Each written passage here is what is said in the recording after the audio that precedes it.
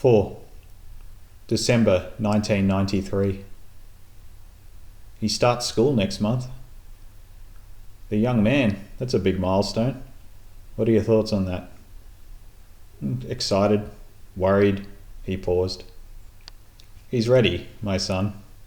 I think another year at his grandmother's might not be stimulating enough. Your mother still watches them? She's amazing. Probably deserves to enjoy her retirement, but she's back watching my two on weekdays. I always try to get them as early as I can, but, work. A difficult balance. Yeah. And I mean, sometimes she'll come to us. That way the kids are in their own home, and if I work late. And Leah? Loves her big brother. She'll miss him being there during the day. Charlotte Smith sat back in his chair, allowing the familiar teal-coloured walls of the office to wash over him and calm his breathing. Dr. Anthony appeared disinterested, although Charlotte knew that to be untrue. The doctor had a knack for holding space, allowing the silence to expend itself until words were necessary. In the corner, a small dog sneezed before sighing itself back to sleep. Mitzi. Charlotte had never once petted her. He could appreciate dogs from a distance, but wasn't fond on patting them. Some deep-seated paranoia about unclean hands couldn't be shaken from his mind. He pondered the true value of support animals for a moment, before deciding it wasn't his place to denounce the concept as frivolous. He continued, should they be apart? Should I be apart from them? You wonder how much time we should spend separate. Dr. Anthony stopped writing for a moment and considered. As much as they can bear, I think. You need to work to provide for their basic needs, and you can pour your efforts into their emotional needs any moment you can. I do think about that, like how they'd be sick of me if I was a helicopter parent.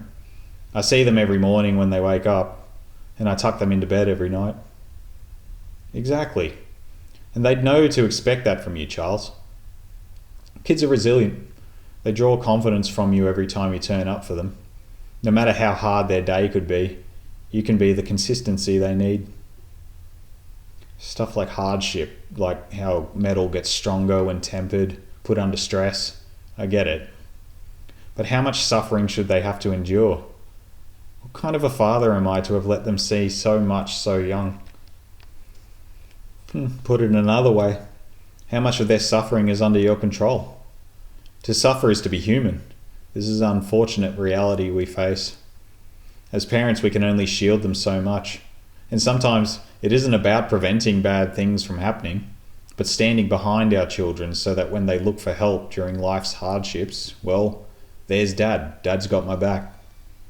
It bears mention that they might not even remember anything happening now when they're older. They're still very young.